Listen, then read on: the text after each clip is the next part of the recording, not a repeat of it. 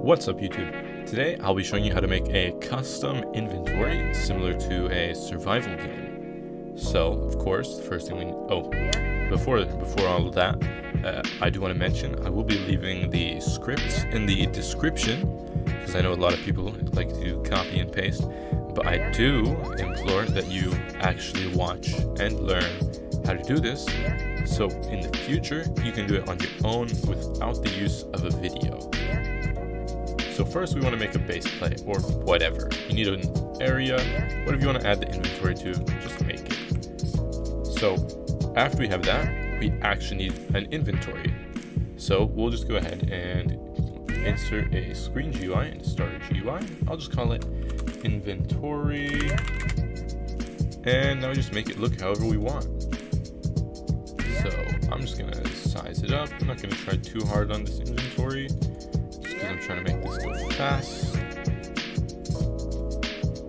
Sure, that color's nice.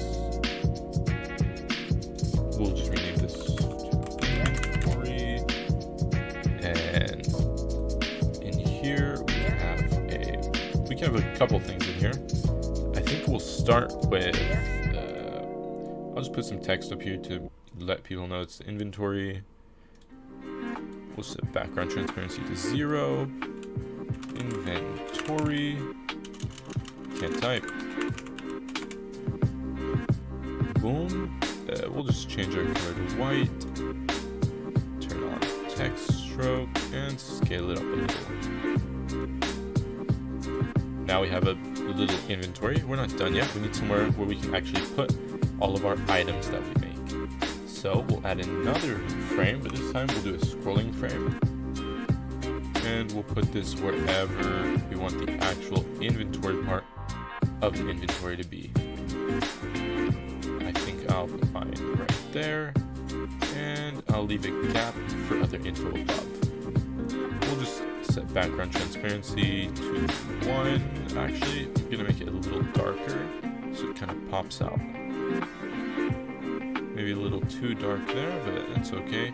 We're not trying to look the best in this quick little tutorial. Okay, we have an inventory now. We need to make it so that it opens, of course. We'll just do a quick script to open it with tab or any other key. So, first let's hide our inventory frame and then insert a local script into the actual screen GUI. In here, we're going to want to define the player, so local player equals game.players.local player. And then we need our frame that we're going to be manipulating. Local frame equals script.parent.inventory. And we have our frame, but we can't open it unless we have the user input system or user input service. So we'll do local UIS or user input service. I just do UIS because it's shorter. Equals game get service user input service. So we have our variables now. We have the player, our frame, and then our user input service. So user input service lets us detect when we push the button, which is extremely useful if we want to open it with say tab, G, any key. You can change it. So we'll do UIS.input began, so we're detecting when input begins, and we're going to connect it to a function. Inside these brackets, we're going to put input and game processed event. So now we'll be able to get our input and whether the game processed our event or not, which is just a true or false statement. We'll drop a few lines and we'll do if input.user input type equals enum.user input type keyboard. So if they press a button on the keyboard, then it'll check local key press equals input.keycode. And now if key pressed is equal to enum.keycode whatever key you want. I'll be doing tab here, but you could do like E, G, I, anything you want. Or of course you can also just use a physical button that the player clicks. we'll just print out real quick to make sure everything is going well. I can't spell apparently, but that's okay. And we'll just do frame.visible equals not frame.visible, so it'll toggle it. Let's make sure that's working. So we load into the game, and if we hit tab, our inventory should open. Yep, and hit tab again, and it closes. But we're not actually storing anything in our inventory, which is kind of a bummer. Inside the scrolling frame, we're going to want to add a UI grid layout, and it's not required. You can do it like a UI corner or anything. You can just add anything really in here, but the UI grid layout is a requirement. So first, let's make sure that our buttons look good. We'll just be doing image buttons for now. So image button, and as you see, when we duplicate them, they go in a grid.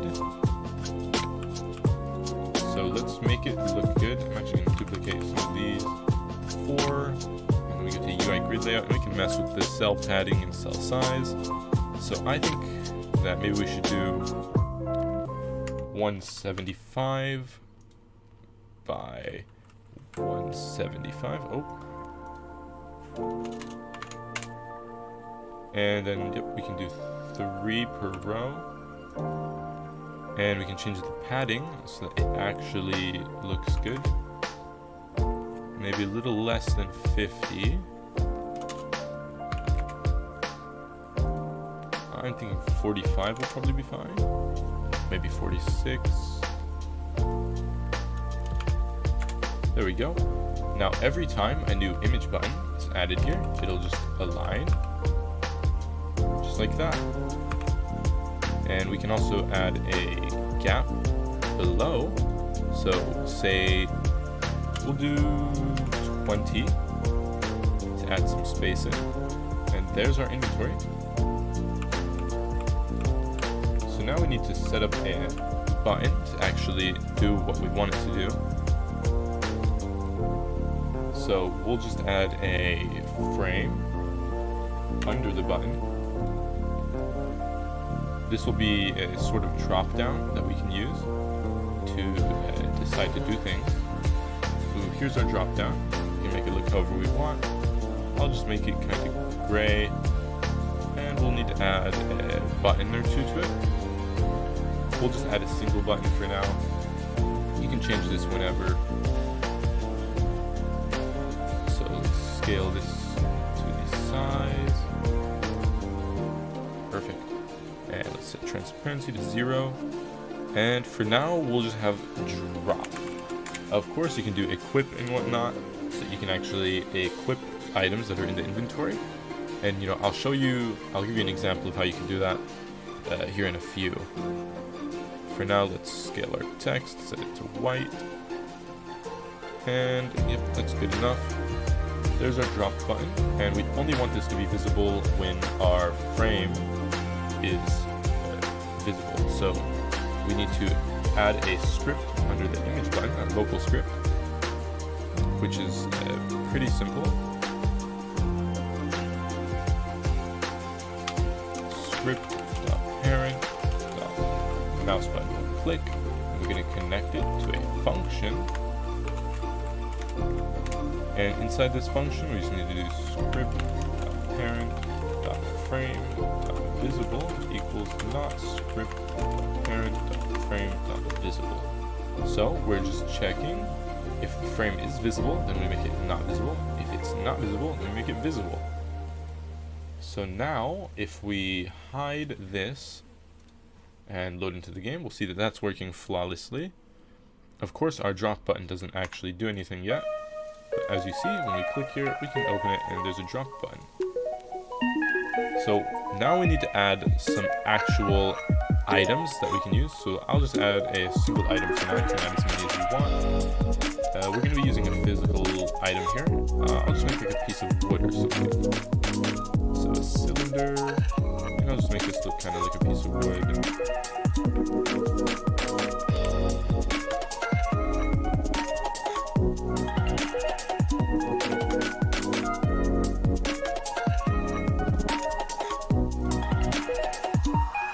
Okay, now we have a piece of wood.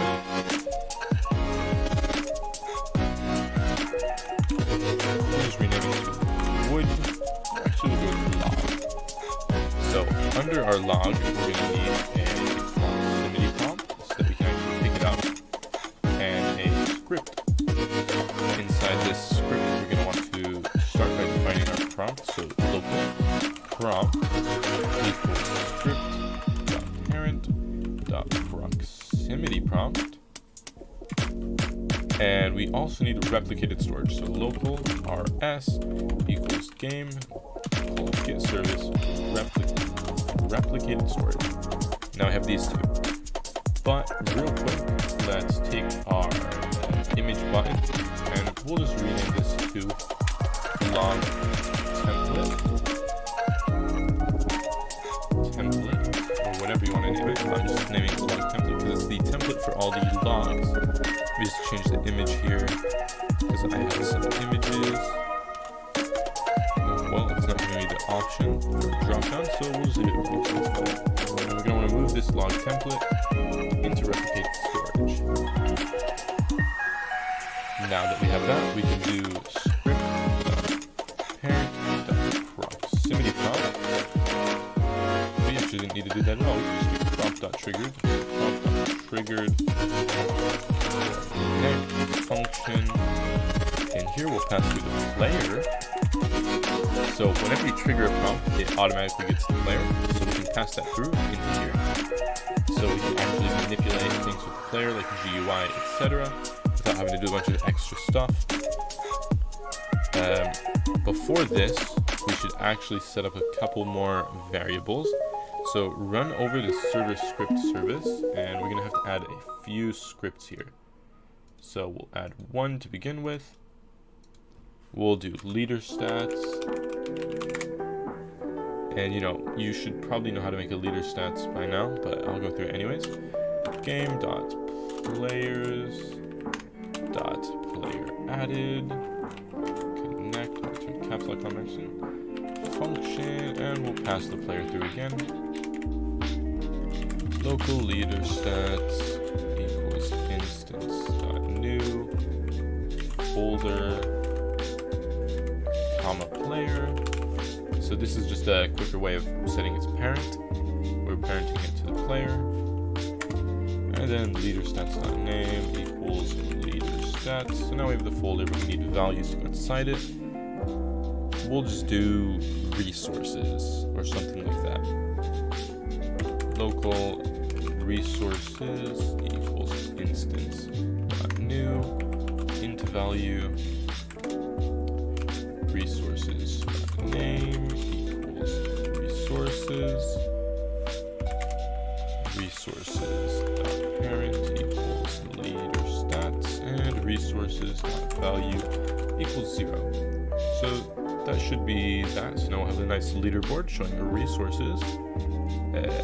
We'll need a actual script for the inventory. So this is kind of like leader stats. We can technically do it in there, but I like to split things up. We'll just rename this to inventory. And we'll just do game.players. It's the exact same, so game.players.player added. We connect it to a function which we pass the player through. But this time, instead of having a folder, we're just going to have a few values. So local max inventory equals instance.new int value below the player. Max inventory.name we'll call max inventory. Max inventory.value we'll give the player 30. Local inventory instance.new int value below the player once again. Inventory.name equals inventory.value equals 0. And finally, yeah, that should be all we need. We're not going to count anything else. So there's that. We can add like a weight system in or anything, but it's not a requirement. So I think that we will add a weight system just to help flesh out your game a little more. So let's rename this script to max weight, and we can use this later to actually give the player weight. It's the exact same. Player added, connect, function, player. Of course you can do all this in one script, but I find it easier instead of having a bunch of things all laid out in one super long script to have separate scripts for each grouping. So local max weight equals instance.new int value below the player once again. Max weight.name is max weight. Max weight of value, and you can have whatever value you want for their max weight. I'll just do something big like 300. And then local total items equals instance.new int value below the player.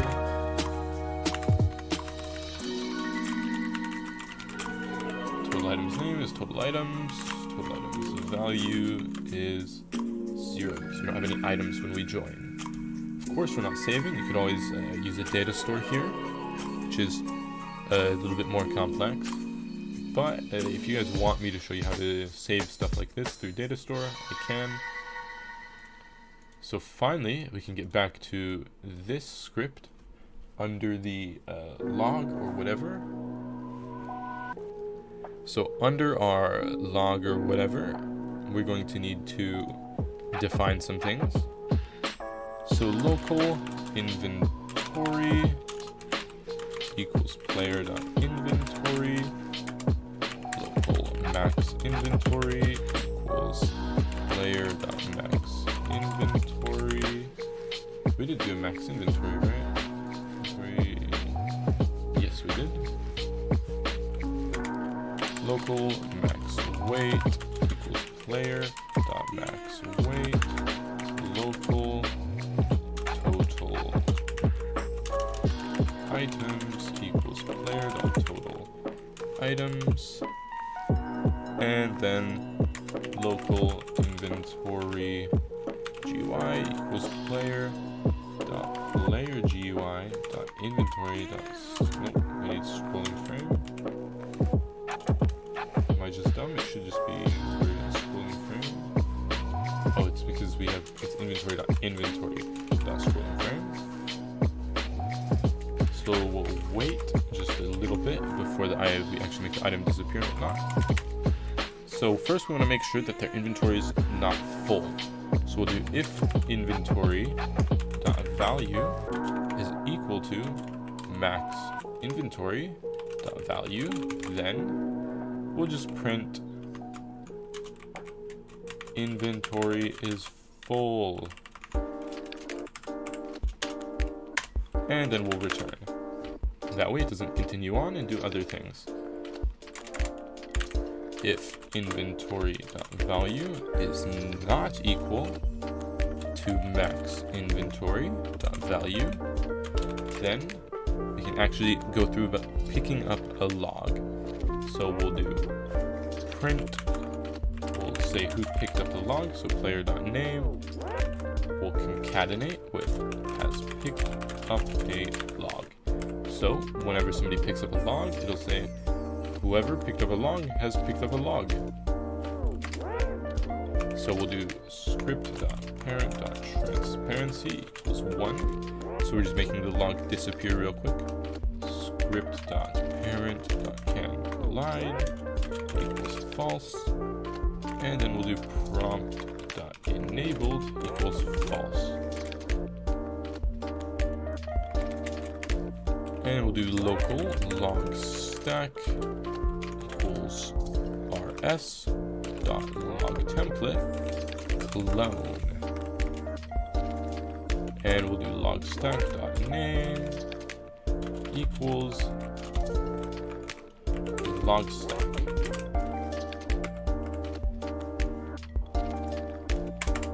Now we need to make sure that if they have a stack of logs already, we're not just making a new one, so we're not spamming their inventory just completely full of everything. So we'll do if inventory GUI dot log stack and total items dot value is greater than or equal to max weight dot value. And we can decide how much we want it to be before they're encumbered. So we'll just have them encumbered after 50. So we'll do minus 50. Then now I need to write a little more. So we'll do inventory, actual print first, telling them that they're encumbered. You are encumbered. So if they're encumbered, it'll have something pop out in console saying that they're encumbered. So now we can actually give them the item, because we don't want to just stop them from having the item unless they've hit max inventory. So we'll do inventory GUI, can't type, log stack, the amount. Oh, yes, we need to go to our starter GUI, or not starter GUI, our log template, and we need to add an amount and a weight to it. So we'll do a int value, which we'll rename to amount, so we can count how many logs we have, and then another int value determining how much it weighs. Weight. Perfect. And then we can also, in a minute, I'll add a little GUI that tells you how many you have of each item. So it's not like, oh, how many of these do I have? So we'll do amount.value equals inventory GUI dot amount. Yes, we need an amount in our inventory GUI as well. So we can determine how many actual logs we have or anything else. I think, as long as my brain is working,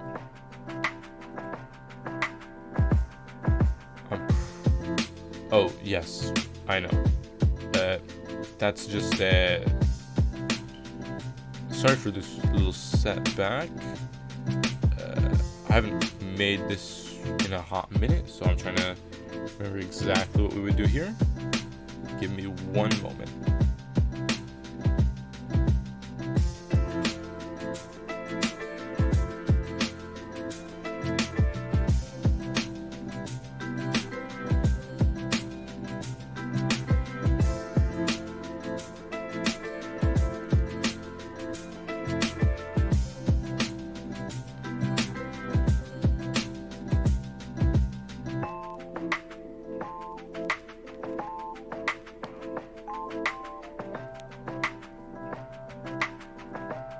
Of course. So we actually don't need to do this part because we don't have the actual little text on here telling us how much we have. So instead, we'll just do total items dot value is equal to total items dot value plus so we're just going to use total items to display the weight, so we'll just make it weight 5. And then inventory.value is equal to inventory.value plus 1 because we added a single item to our inventory. And we want to end. And then if inventory GUI log stack and total items value is less than or equal to max weight value, then we want to set total items value to total items value plus 5, and then inventory.value equals inventory value plus 1. So we should be able to pick up the log now. We'll just give it a test real quick. here in our inventory, empty. Oh, what did we do wrong? And log stack. Okay, so it's saying that log stack is not a valid member of our scrolling frame. So just to check and see if it's just a wait for child. If we need to wait for the child, we'll go to inventory, scrolling frame. Yes, it did not clone it into our scrolling frame, so let's fix that real quick. So where we are setting the log stack, wherever we cloned it at, there we go, we clone it here. Of course, we have completely forgot to actually parent it. So we'll do if inventory, type inventory GUI dot, give me 1 second.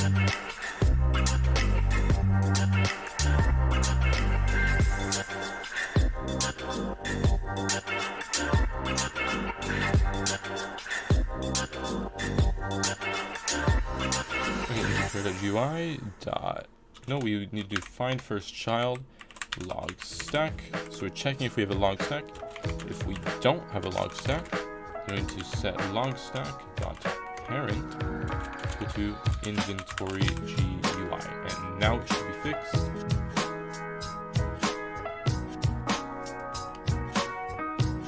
Empty. Now we have a beautiful log. Of course, drop button doesn't do anything, but we do have it in our inventory now. We got an error though, so the log stack is not a valid member. Clear snow of inventory.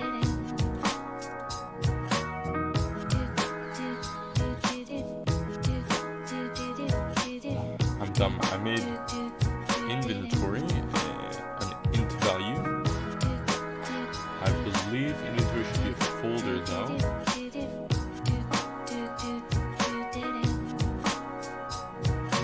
Because oh, that just means that I forgot to put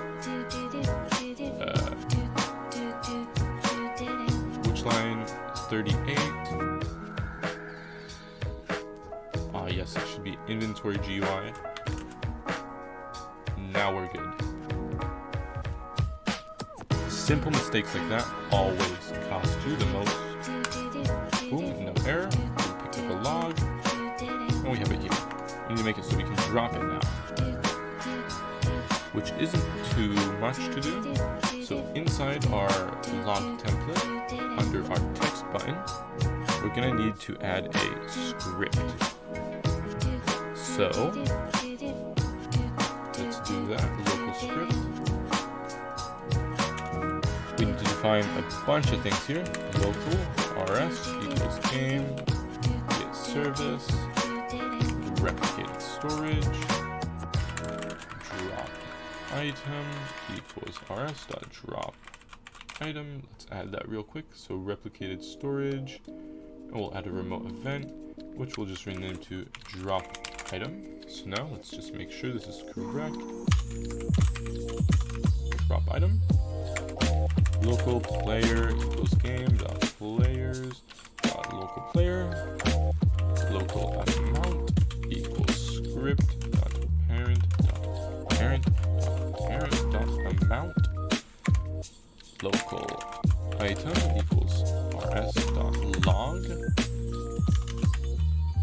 Oh yes, we need to copy our log real quick and move it into replicated storage so that we can actually clone it. And then local to destroy equals script dot parent dot parent dot parent, and then local wait equals script dot parent dot parent dot parent dot wait, and then we want to do script dot parent dot mouse button. One click, and we're going to connect that to a function, which will have drop item fire server, and we'll pass through the amount, the item, to destroy, and the weight, And then we'll do script.parent colon destroy. Now we need an actual script that will drop the items. So in server script service, we need to add another script. This one we'll just call drop item.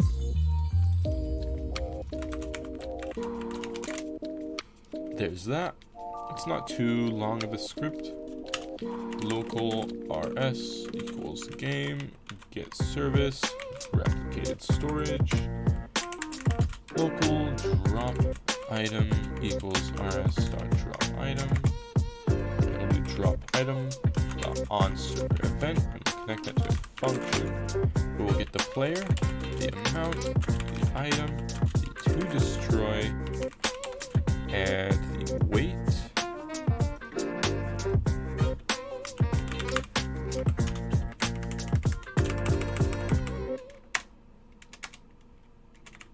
Let's add some space, and let's define our inventory. Local inventory equals player.inventory.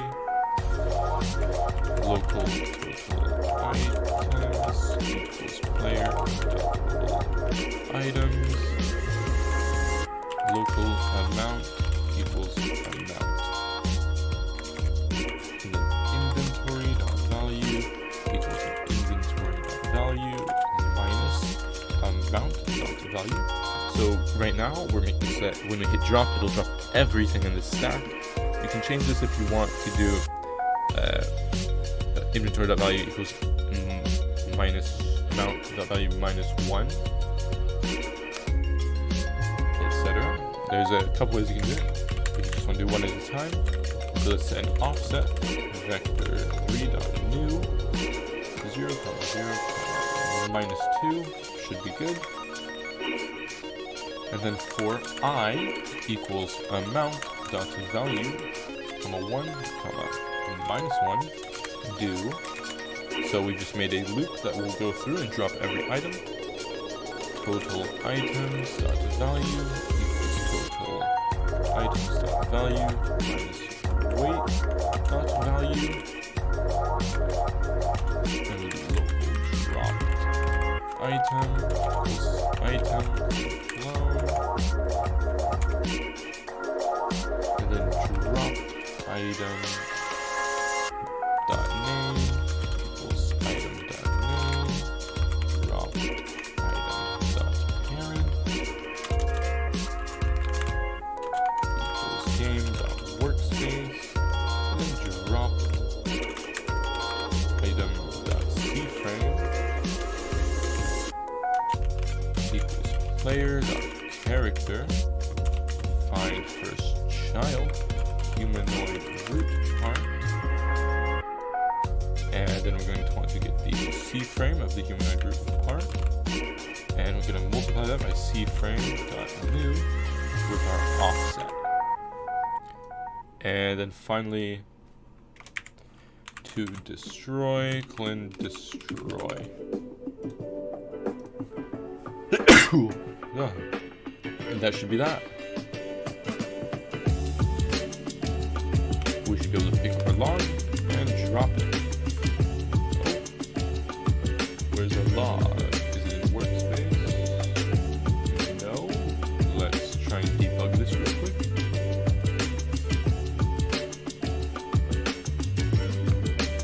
So pick up our log. Let's look in the workspace. Dropped it. So it's not being granted to the workspace for whatever reason, but we're also not getting an error. Should be granted to the workspace. So I'm not sure why it's not. Give me 1 second.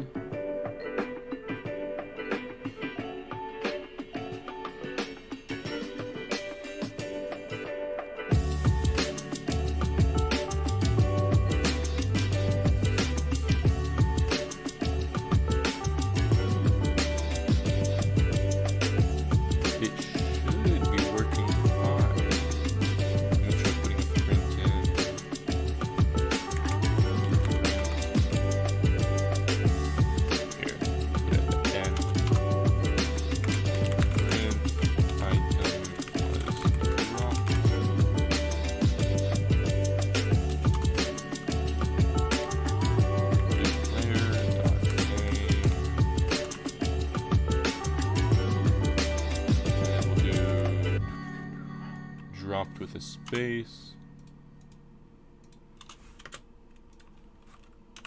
Item dot name.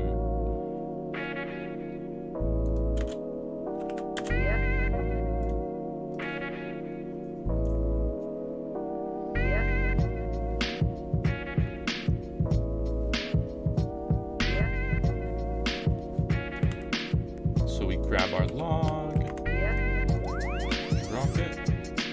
We're not getting to the print. So try and figure out why.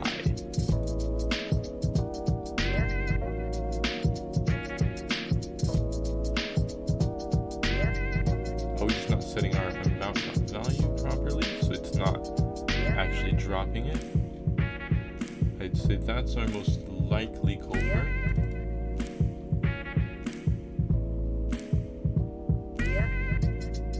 Yes, I don't see amount.value being set anywhere in here. So let's try to fix that. Because it loops through based on amount, but I don't think we're setting amount.value. So under each item, we need to do, where is this script again? Yep, here we are. Yep, we've just completely forgotten to add our amount.value, which is very important. So do inventory GUI dot log stack dot amount dot value equals inventory GUI dot log stack dot amount dot value plus 1, because we're only picking up one at a time. And we can just copy this and paste it to each of these areas. And now we should be good.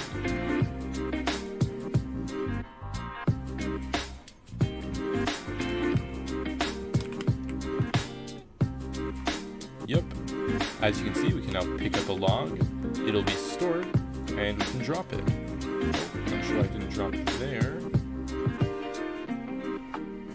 Ah, yes, I know. So because we haven't updated the script in here, so our amount didn't go up. Just paste that in there like that. And now we should be able to drop our single log whenever we want. Hold it, etc.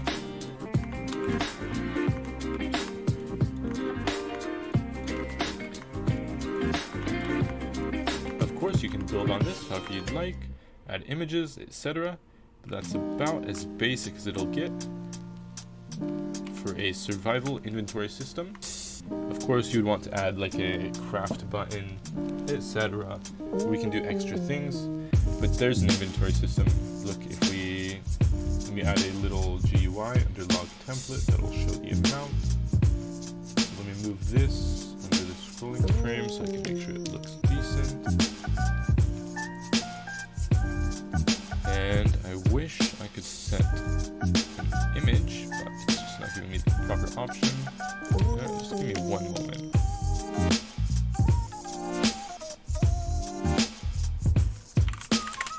Grab an image so that this will actually look a little decent.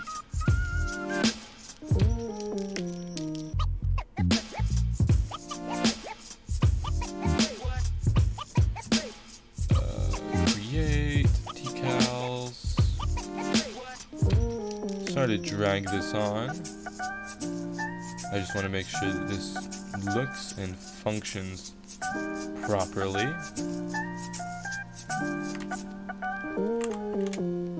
Now we have a log. I'll just set the background transparency to 100. Actually, let me get a bit of a darker color, and then we can see that this is there. And then just here, by the text label, which we'll just rename to amount, so we can display how many of the item we have.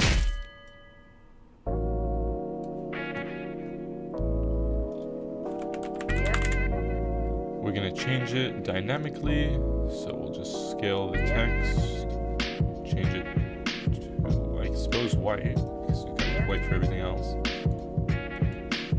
and then just disable background transparency. And now we can just change this dynamically with a pretty simple script. We can either update it through this script or through a secondary script. I think it'll be easier if we just have it always updating those. So we'll just do a local script under it, and we'll just do local player equals game.players.local player. Even though that's not required, I like to define it in case we need it later. Well, wait, do. So we're just checking all the time.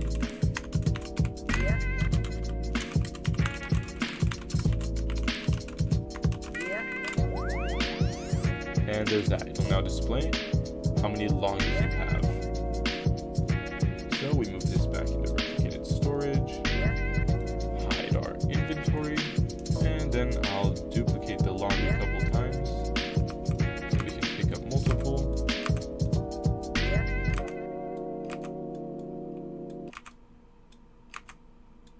And then I suppose I'll make the weight system work real quick. Here we go, we have a bunch of logs. Let's just go and grab them all, and they should all stack up fine. We have 9 logs, and if we drop them, they should drop all 9. Yep, it's a lot of logs. Works perfect. So we'll just make the weight system real quick. You can have a GUI for this. You can pretty much use these exact what I just used in the text label. We just used in the text label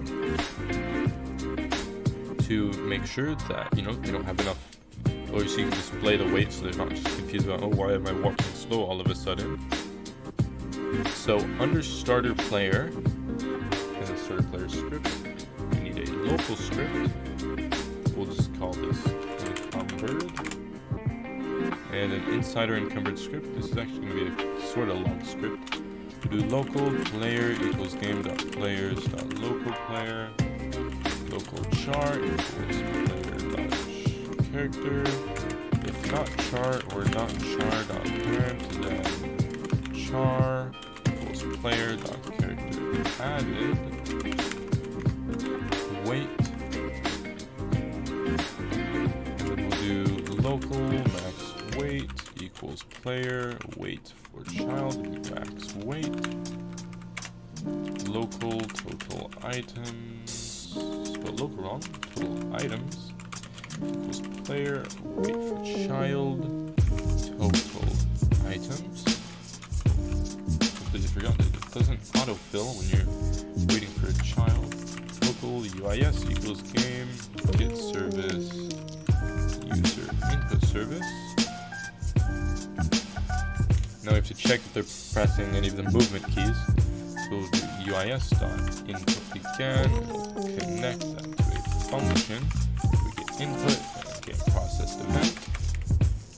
And if input.user input type equals enum.user input type.keyboard, then local key pressed equals input.keycode. If key pressed is equal to enum.keycode.w or enum.keycode.a or enum.keycode.s or enum.keycode.d, and finally for enum.keycode.space. So if they try and walk with WASD or move or jump with space, then we'll check if they're encumbered. So we'll print how many items they have. So print total items.value. Then if total items.value is greater than or equal to our max weight.value, then char find first child of class humanoid walk speed equals 0. You can't walk if you have too many items. And char find first child of class again. Humanoid jump power equals 0. You can't move, can't jump. And we'll return to make sure that it's not buggy. Now you just have to do another if statement for pretty much everything. So if alarm value is greater than or equal to max weight value minus 25, and so we'll slow them down when they're getting close, just so they can tell. My first child of class, and we'll do humanoid, and then we'll set the walk speed to 5, which is very slow.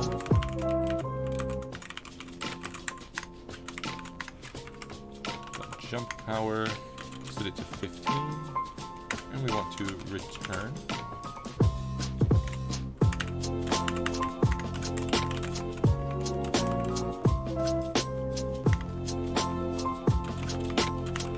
We'll do the same thing, but for value minus 50. Almost forgot to put value.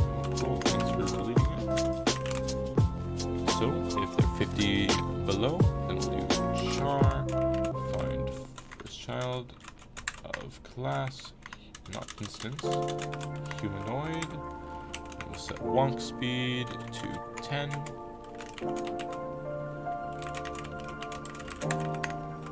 humanoid, jump power 40, and we return, and we need one more.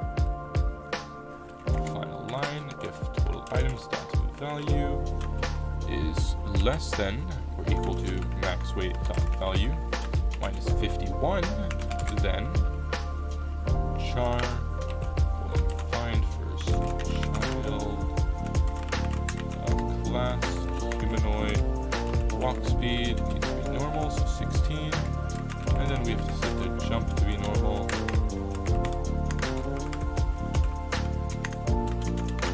which is 50, and then we return.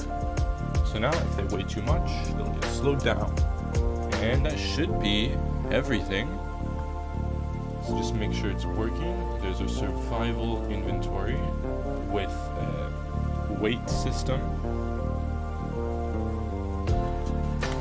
So let's grab some of these, just bring up our weight a little. And if we go look at our weight, so max weight is there, and total items we have 45, so we weigh 45 right now. If we have a couple more logs, we should start slowing down. So I'll just add a few more logs.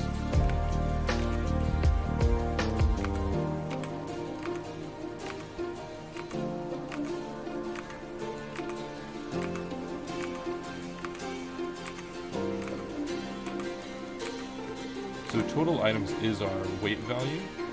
That should definitely slow us down if we pick all those up.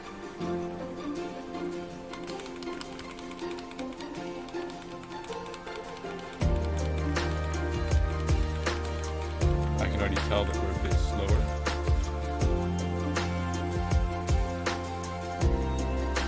If we're at 140 out of 300. No, we're actually not going to be a bit slower. We're normal speed. We need even more logs. And a lot of logs.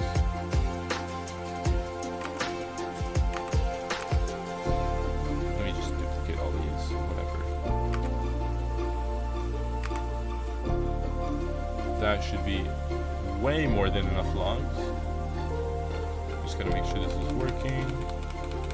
Of course, we could just edit our total items value, but that's boring. Oh. Inventory is full. Hit 30 on this. I guess we would need extra items.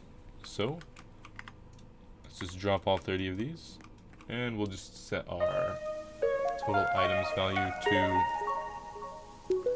I don't know, 270. And you see, we're very slow now. And if we hit 300 or above, we just can't move. For some reason, we can still jump though, that's fine, not like you can get anywhere. There's that. It works flawless, just as intended. Perfect. That's how you make a survival inventory with a weight system, and it seems to work absolutely perfect. Thanks for watching. As I said, the scripts will be in the description. Yeah,